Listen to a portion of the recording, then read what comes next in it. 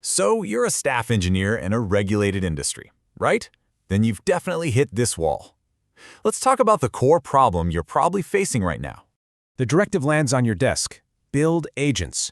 We want them triaging tests, reviewing pull requests, maybe even generating documentation. All of it running on our internal proprietary code. And you know what? It's a massive value proposition.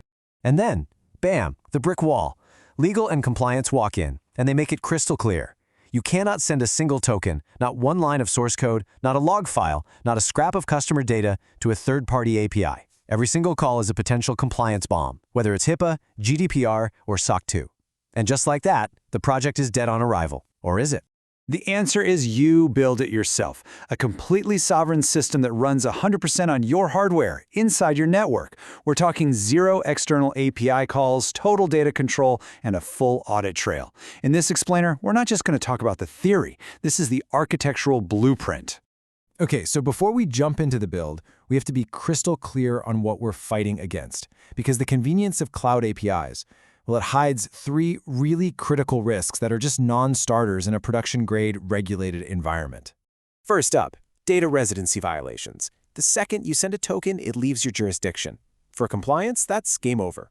Then you've got the costs. We're not talking single, predictable API calls here. Agentic loops are conversations, and they can multiply your spend by 10, 20, even 50x. And finally, the silent killer, vendor lock-in. It's an architectural trap, and it will absolutely destroy your team's agility. Let's just put some numbers on that cost risk.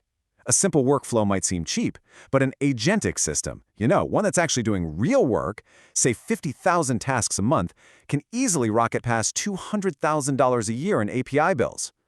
Now look at the local deployment. The total cost, including the hardware, is a tiny fraction of that. The math here, it just doesn't lie. Right, and this is the slide you show your CSO. With a cloud LLM, your data is out there, subject to another company's jurisdiction, and that's a compliance nightmare waiting to happen. With a local LLM, your data never ever leaves your network. For anyone in healthcare, finance, or government, this isn't just a nice-to-have feature. It is the only path to compliance. And look, vendor lock-in, it's not just about the API costs. It's a deep architectural problem. When your whole automation pipeline is hard-coded to one provider's very specific prompt formats and model behaviors, you can't just swap them out. The real cost of switching isn't the code you have to rewrite, it's all the time and agility you lose. All right, so how do we break free? We build our own stack, a sovereign stack. And it really comes down to three core components that give us back complete control over our entire AI infrastructure. The foundation of this whole thing is Ollama. Seriously, think of it as the Docker of local inference. It's this simple, incredibly powerful tool that lets you pull down open source models and serve them from a standard REST API right on your own machine. One command, and you have a production-ready inference server. No more token bills, no more rate limits, and zero data ever leaves your control. Next up is our control plane, LangGraph. So instead of writing these tangled, unpredictable loops that are a nightmare to debug, we define our entire workflow as a graph. Each node is a specific function, and each edge is a decision. This gives us stateful, auditable, and most importantly, deterministic systems, which is exactly what production demands. And finally, the brains of the operation, the models themselves. What's so amazing right now is just how accessible these powerful models have become. I mean, just look at that top row. There's this process called 4-bit quantization, which basically shrinks the model's memory footprint. It means a really capable 7 billion parameter model can run on a consumer GPU with just 4 gigs of VRAM. This isn't some far-off sci-fi thing. This is doable on a machine you can buy today. Okay, pieces are on the board. Let's assemble them into a real production-grade architecture. We're going to use what's called the Supervisor Pattern. It's just a really clean, super scalable way to manage a whole team of specialist agents. All right, I know what you're thinking. This looks complex, but stick with me, because it's built on a very simple, incredibly robust principle. You have one central orchestrator that delegates tasks to a team of focused specialists. This isn't a toy project. This is an architecture for getting real, heavy-duty work done.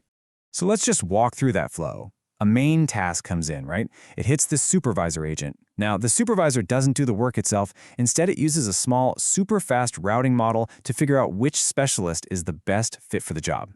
It delegates, that specialist executes its task, writes its results back to a shared state object, and then passes control right back to the supervisor. That loop just continues until the main task is totally complete. And this is the real beauty of it, right? These agents are specialists. We are not trying to build one giant do-everything agent. We're building a team. You have a test triage agent that only reads logs, a documentation agent that only writes change logs. You could even have a vision inspector that can literally look at a screenshot from a failed end-to-end test. Each one is small, it's focused, and best of all, it's testable. It's a beautiful architectural pattern. There's a single shared state object, think of it like a dictionary or a JSON blob, that gets passed between all the nodes. Each agent reads only what it needs from that state, and then it writes its output back. But here's the crucial part. No agent can ever see into another agent's internal memory. And that's what makes the whole system so modular, so easy to debug, and so secure. All right, let's get real. This next part is what separates a YouTube tutorial from a system you can actually ship to production. Any long-running agent system, and I mean any of them, will eventually hit a fundamental physical limitation. It's called context rot. So imagine your agent's been running for a while, doing its thing. Its context window, its short-term memory, it just keeps filling up with the conversation history. And then, after a certain point, performance just falls off a cliff. The model starts forgetting its initial instructions, it repeats the same mistakes, it completely loses coherence. And this isn't some simple software bug you can patch.